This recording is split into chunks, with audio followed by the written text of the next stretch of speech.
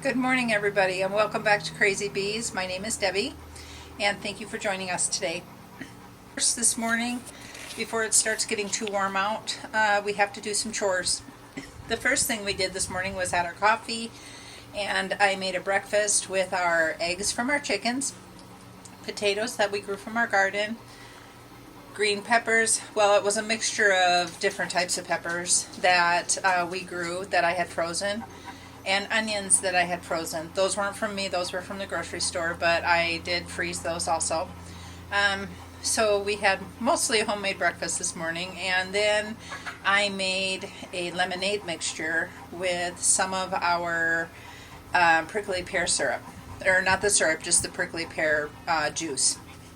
We haven't turned that into a syrup yet. It's still in the refrigerator or the freezer waiting for us. Time we were together, I was dealing with okra. Okay.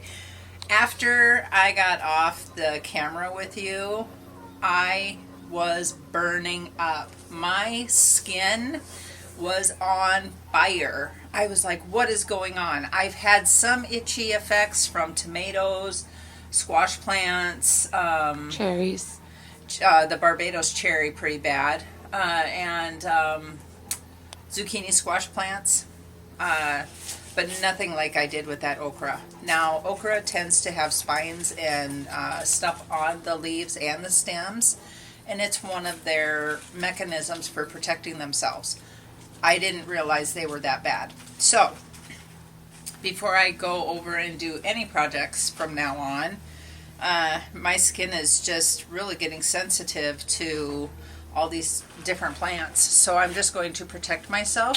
So I got one of Tom's shirts, long sleeves, and gloves. So I'm going to be totally covered from head to toe. I put on long pants. So just cover yourself, be cautious.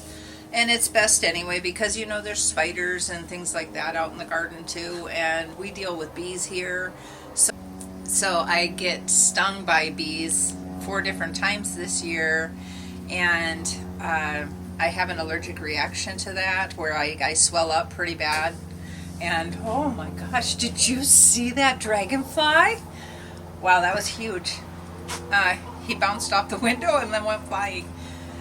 Anyways, so protect yourself. So the first thing that we have to do is go over and deal with those tomatoes. I've got some tomatoes that are done for, and we're going to try a couple different things out there. I'm going to try topping. On a couple of them, I'm going to try cutting them down all the way to see if they come back up. And then there's a couple more that I'm going to just take the top off of. And then we're going to put them in water. We're going to let them root. And we are going to see if we can get them to regrow again for our monsoon planting.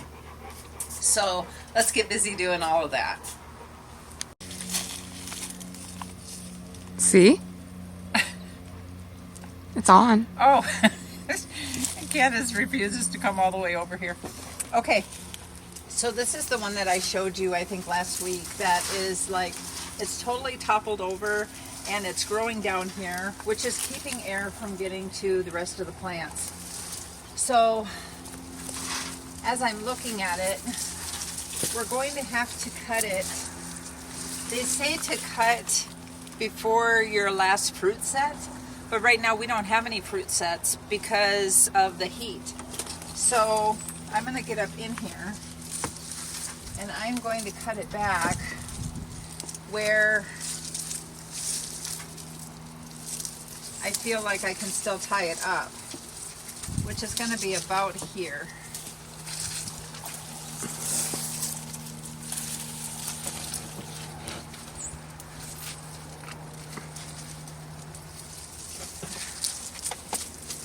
And I brought my shears, but these are not the right ones for this job. I'll get them to work, but not the best tool for the job. Look at this. Oh, there were some little tomatoes in there. There are. So we're going to pick off what we can, but as you can see, the birds have gotten a lot of them also. This one looks good. Let me see. That is good. So we'll pick on this. And then we're going to take this one and tie it up there.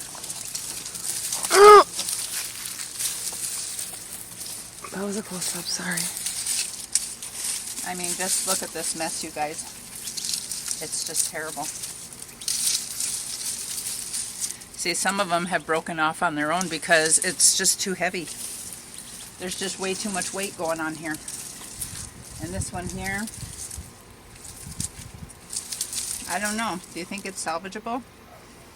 We might just want to tear it down and start over. Because look at everything at the base. Look at all that dead.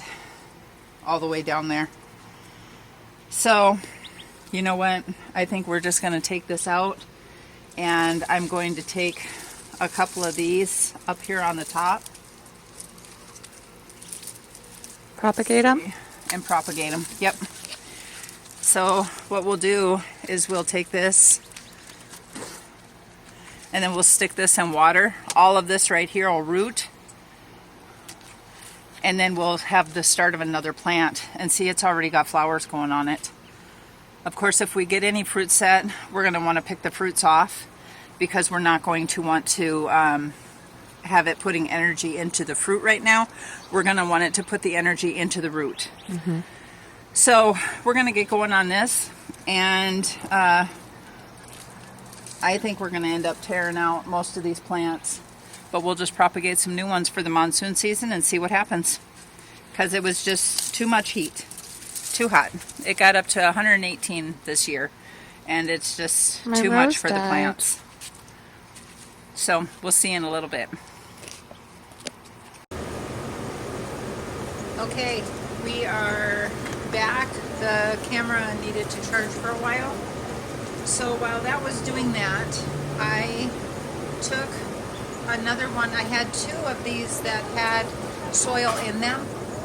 So I emptied one out and I filled all of these pots, probably about a third full. And then I took the other pot and I wanted to show you exactly what I was doing for container soil mix. So here I have soil that was already used. So it's basically depleted of all of its fertilizer. So we are going to add more nutrients to this soil before we use the containers again. So here is just the basic container mix that was already in there, and I broke that all up. And this is my homemade compost that has all broken down and is ready to go, and you can see how nice and rich it is and how it just kind of clumps together and falls apart when you move it around. So we're going to dump that in.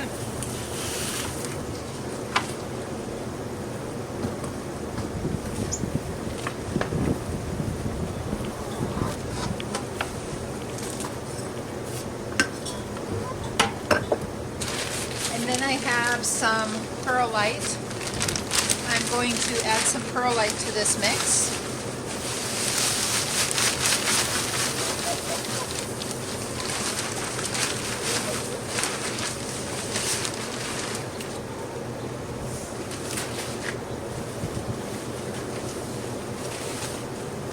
And I really like the Fox Farm brand of soils. So here is the Fox Farm Happy Frog potting soil. Contains mycorrhiza and humic acid. So this gives you the minerals that you need.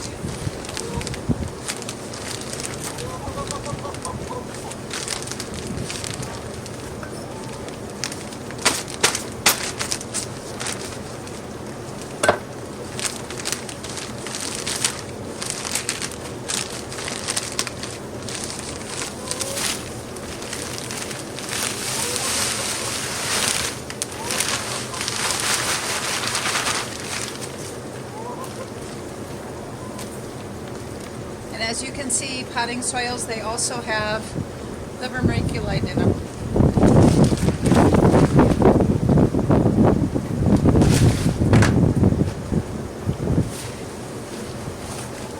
And then I add this potting soil.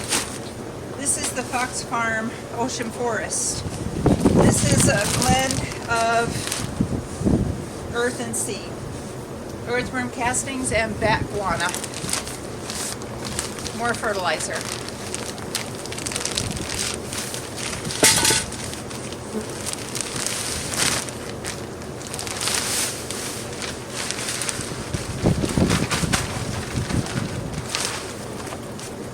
And then, 1 second, I'll be right back.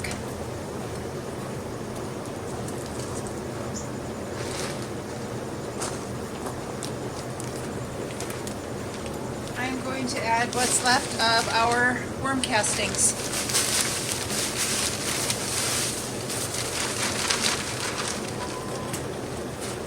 Okay, now I have to mix all this up. I had something else I wanted to throw in there. Let's give it a little blood meal for extra nitrogen.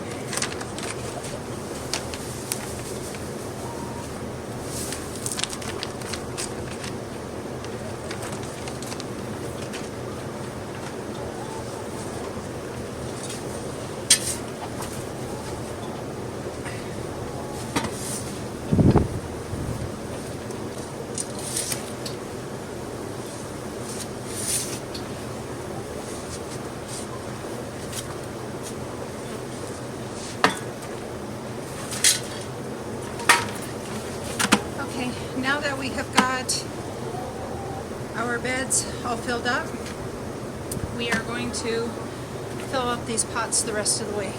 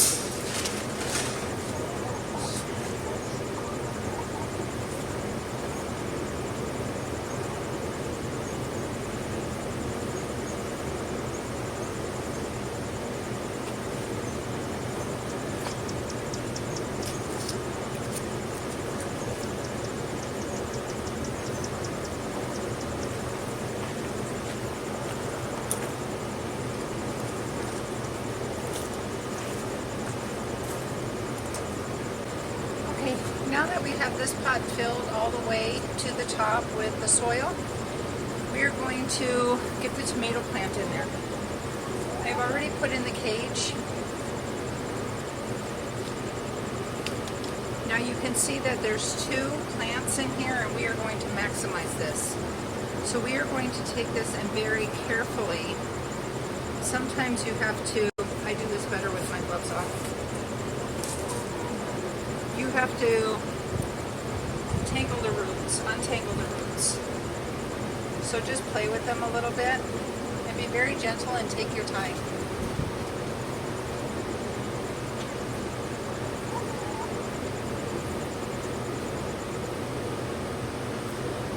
You want to cause the least amount of stress as possible on these plants. There will be some tearing, but we want to try to not tear as much as possible.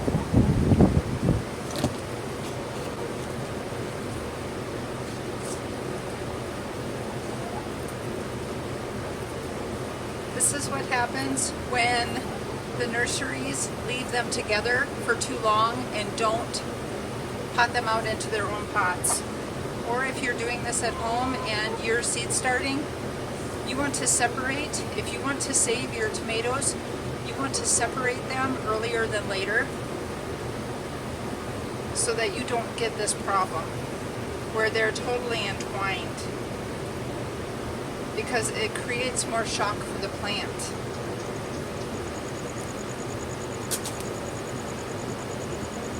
Okay, there we go. Now we want to get them into the ground as soon as possible. If you've watched any of my other videos, you've watched how I do tomato plants. We're going to take this leaf off. This whole system right here is all roots. It's all systems that will create more roots for the plant. So you can lay it like this and plant it, or you can go straight up and down. I'm going to go straight up and down because I want to make sure that it's going into my cage correctly. And I am going to center it over the cage. And I want to put it way down there where all of that can create more of a root system. And it will grow up from there.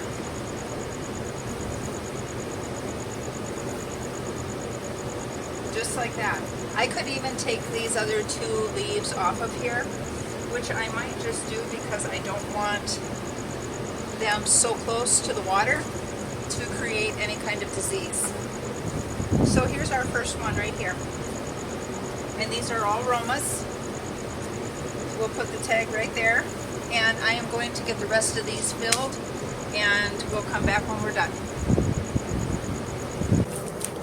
Okay, you guys, we've got all of them planted, and they look really good for now.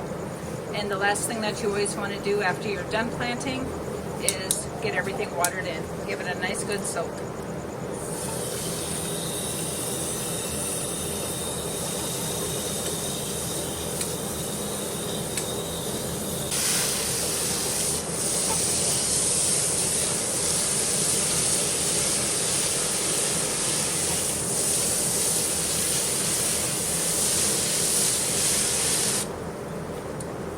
Look at this, you guys.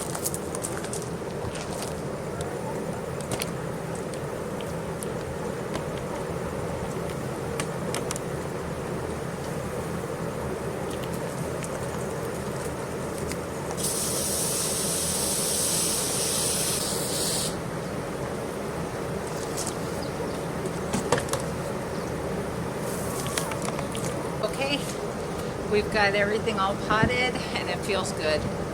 So you may be wondering, some of you, why I only put one tomato plant per pot. You don't want to overcrowd your plants. If you overcrowd your plants, they are not going to produce good fruit for you, and all of the work that you put into them is going to be for nothing, because they need their space. They don't want to be competing for the fertilizer. So there's so many things that you want to plant, and there's so many things that you want to do. But give it time. Give your plants the space that they need to be able to grow to their fullest and give you the best fruit possible. And also, the first year in your raised beds, what I did learn is the soil is growing. It's producing its microbials in ground also. Even in your pots, they're creating their life beneath the soil. It's not so much the plant that you want to fertilize, it's the soil. You need to take care of your soil to have good plants. Your soil is going to be your number one asset when you are gardening, more so than the plants that you put in it. If you have good soil, you're going to have good plants. When you're doing container gardening, you are going to have to fertilize more often because your stuff is going to drain through and it won't stay in, obviously. So every 4 to 6 weeks on most of your plants, look at the back of your packaging for any of your plants. Do not over fertilize. Don't think, oh my gosh, these things are looking so puny, I want to give them more fertilizer. Don't do that. That's a very bad thing to do. Only go with what it says on the package directions. Now when I'm doing big bulk like I was for this, I'll just sprinkle some in. But if you're doing specific for each plant, then you want to make sure that you're mixing with your water or only putting in how much granular it says to put in when you're doing that. You also want to make sure that whatever you're planting, you're giving the best support to. Like this here, Roma tomatoes are bush, so they're not going to get as tall. So just a cage is going to do fine for this Roma tomato. If I didn't put this cage in here, this tomato plant will go everywhere. Like in the raised bed. I don't even know what that one is. It's self-seeded and I'm just letting it live its best life.